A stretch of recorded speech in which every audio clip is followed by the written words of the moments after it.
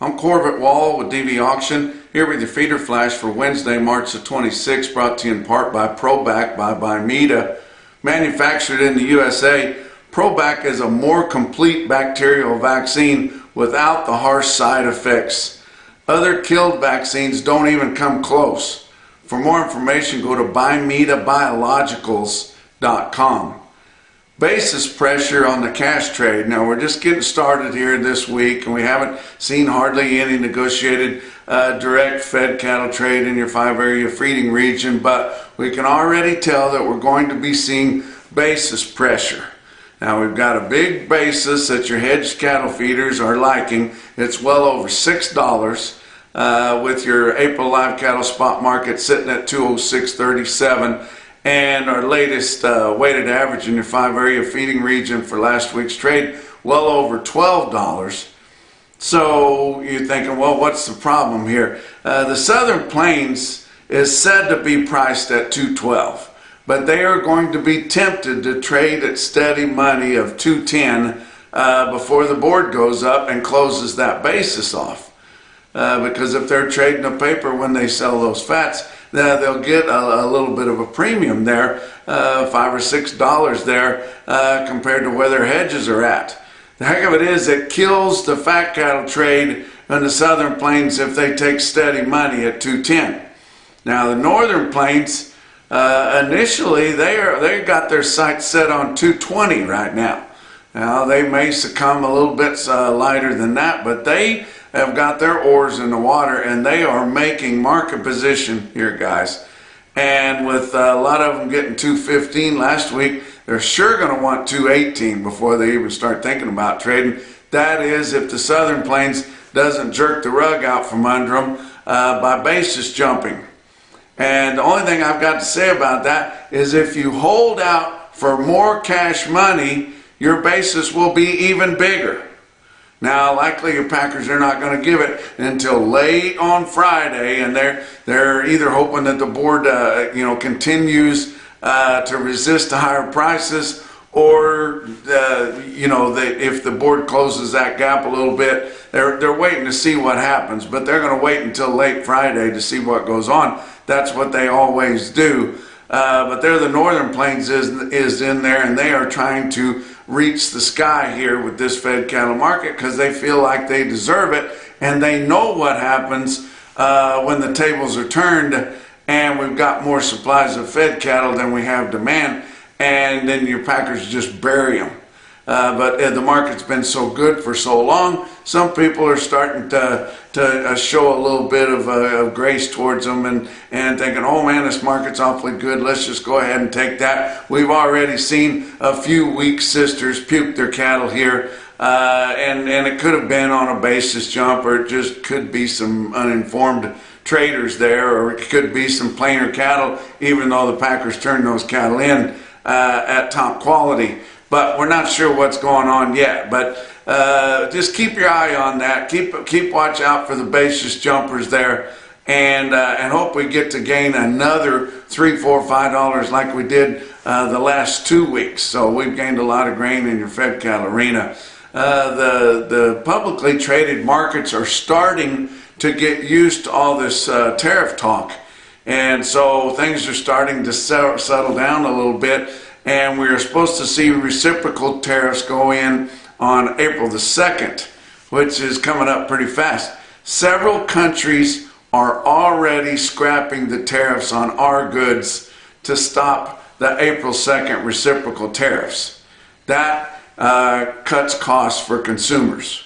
And just like our fearless leader, President Trump, said, he is going to cut the costs on these things. He's gonna get rid of this unbelievable inflation that we got over the last 4 years, and things are going to get better.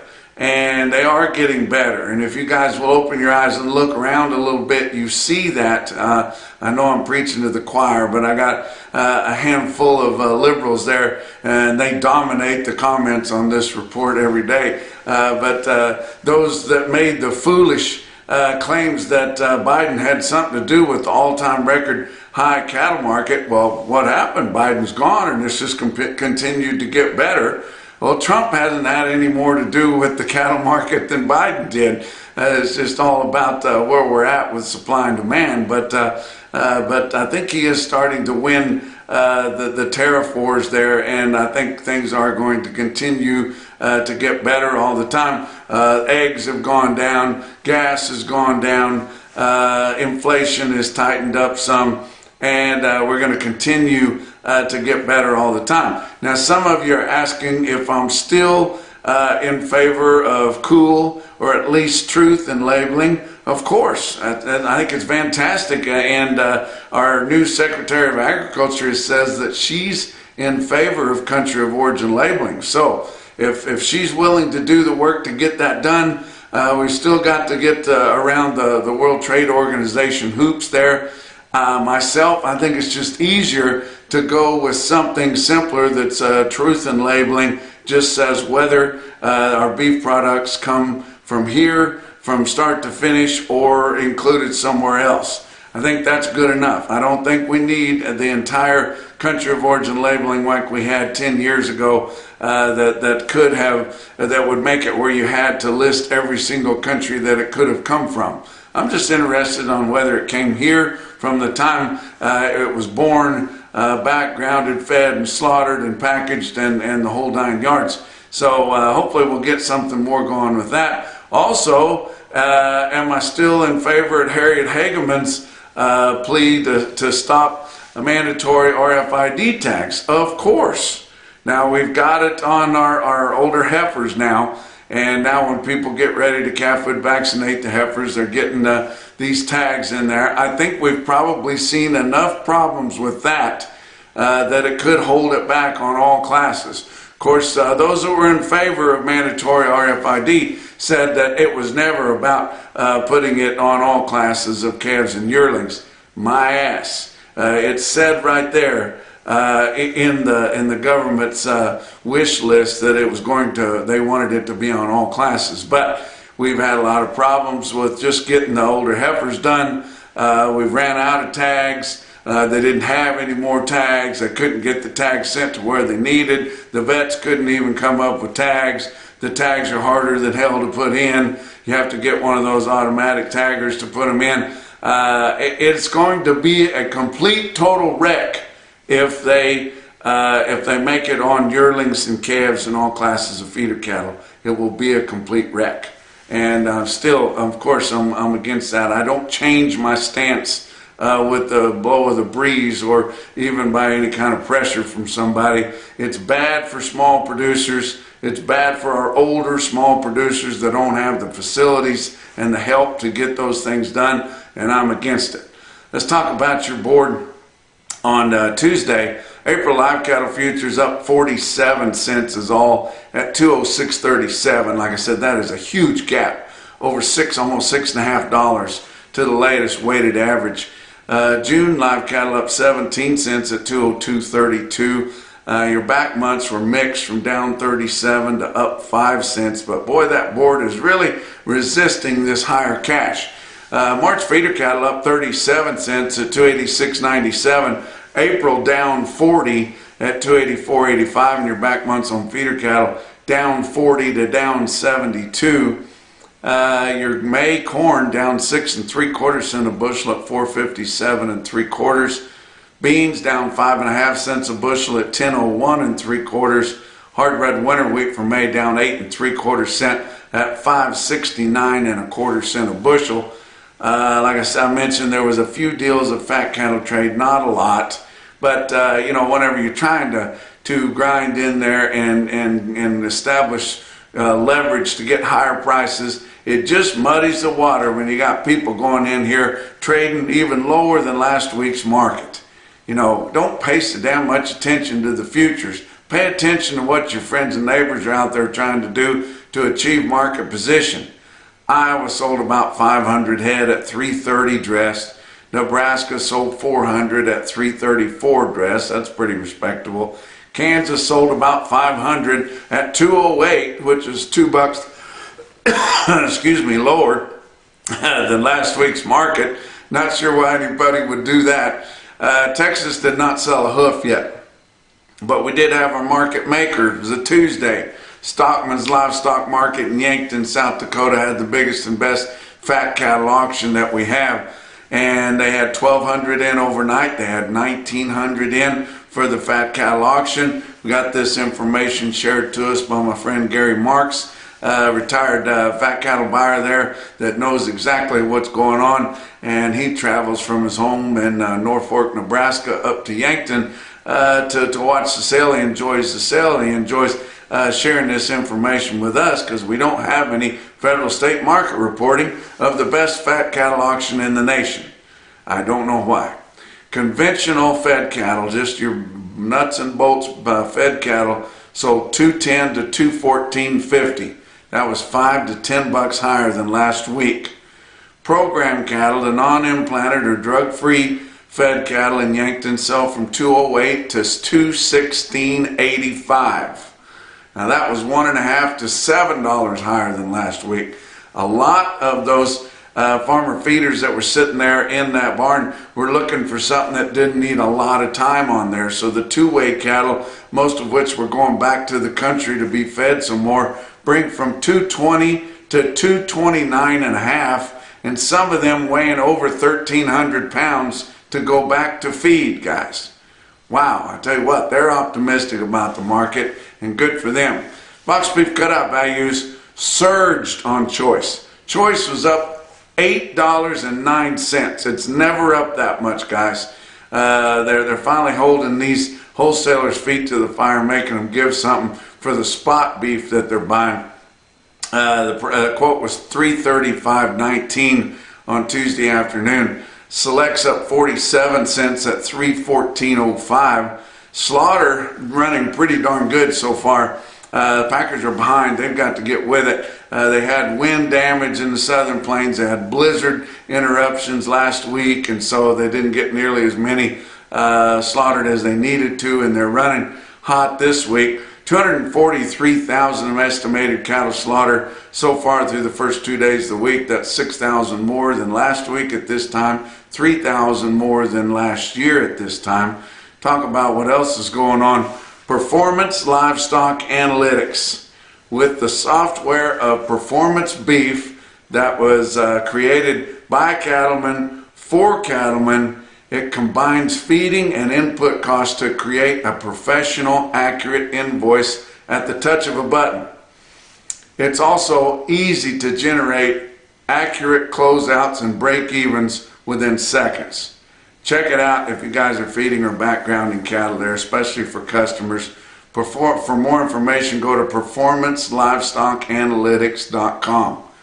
Talk about your feeder cattle market, brought to you by Specialty Risk Insurance, working to protect your livelihoods. Your real-time index on DVAuction late in the day on Tuesday after your sales had all closed, based on an 800-pound cash auction steer, 7-day moving average real-time index sitting at 289.86, up another $1.26. Sorry, CME cattle futures, this cash market's continuing to go higher. You can either follow it or go on to represent the price of tea in China or something. But 289.86. Your latest CME cash feeder cattle index sitting at 287.25, and after it's up $1 to $2 here, when it comes out here on Wednesday, it'll be right in line with the index. But the index, real-time index, will have already gone on because it's always up to date and current. I want to tell you guys, I'm going to be in Holstein, Iowa on Thursday evening. I'm going to be giving a presentation for a meeting there with Omaha Producers. They are a marketing outfit there. They finance cattle. They handle the risk on cattle. They get your order buying done. They'll help sell your cattle. They pool the cattle together to make more leverage. They're negotiated sellers, and that's the guys. I can't wait to go talk to them because they're going to know exactly what I'm talking about, and I'm really looking forward to that. If you do any business with them, Omaha Producers, or you're interested in doing some business with them, and you'd like to come to that presentation, get a hold of them. Talk about your big feeder cattle auctions on Tuesday. Ozarks Regional Stockyard in West Plains, Missouri. They had 2,650 head through the ring, another 400 head through their weekly in-house video sale they do with help from DVAuction. The feeders sold from steady to $5 higher. In a light test, it didn't have a lot of big feeder weights going right into the feedlot. Steer calves were $3 to $6 higher. Heifer calves were steady to weak in a lighter test, but still awfully good sale there at West Plains, Missouri. How about Beaver County Stockyard in Beaver, Oklahoma? They had 4,000 head on offer on their Tuesday sale. Remember, they've got that out west bull and replacement sale coming up here today on Wednesday. That'll be on DVAuction too. But at Beaver, your feeder steers were $3 to $8 higher. Feeder heifers, the heavier ones, from $2 to $7 higher. Lighter feeder heifers weighing under 8, from 6 to 8 that weren't in a grazing condition, sold $4 to $8 lower. Calves were unevenly steady, but a pretty whippy sale there at Beaver County Stockyards in Beaver, Oklahoma. How about Kimball Livestock Exchange in Kimball, South Dakota? 4,100 head for them. It was a smoking sale. It recorded several all-time high quotes that I've never seen before and nobody else has either. They were your NationalBeefWire stick-out sale of the day. Look at your best tested weights, and they were on the heavier end. 622 head of 7-weight steers in Kimball, South Dakota, averaged 748 with a weighted average price of $312.34. 1,195 head of 8-weight feeder steers in Kimball averaged 840 pounds at $294.54. They had 902 head of 9-weight steers in Kimball. They averaged 947 at $270.53. Look at some heifers, the best tested weights, and they were lighter, significantly lighter. 274 head of 6-weight heifers averaged 662 at $305.53. 167 head of 7-weight heifers averaged 744 at $280.65, and 251 head of the 8-weight feeder heifers. Kimball Livestock Exchange in Kimball, South Dakota had an average weight of 825 pounds and a weighted average price on all of those at $270.38. As far as individual quotes from Kimball, like I said, there's higher than I've ever seen before. They were all-time record highs. That 146 head Montana origin black baldy steers there from John Olinger and the Josh outfit. They were a partnership deal. 146 steers, weighed 824 at $305.85. Weighing 8 1/4, guys. Nobody's ever seen that. How about a load of 809-pound steers? Bring 308 Kimball Livestock Exchange. And a load of steers weighed 903 at $289.75. All-time record highs, posted right up there in South Dakota. Some individual quotes from other places. How about Kingsville Livestock Auction in Kingsville, Missouri, just south and east of Kansas City there. They sell 144 feeder heifers, weighed 722, bring 295. That's got to be a record too. But the most impressive quote that I saw anywhere on Tuesday, and your Macrocin, no BS, top quote for the day, come out of Imperial Auction Market in Imperial, Nebraska. It was 88 steer calves, weighed 565, and bring $4 a pound. And that's your feeder flash for Wednesday.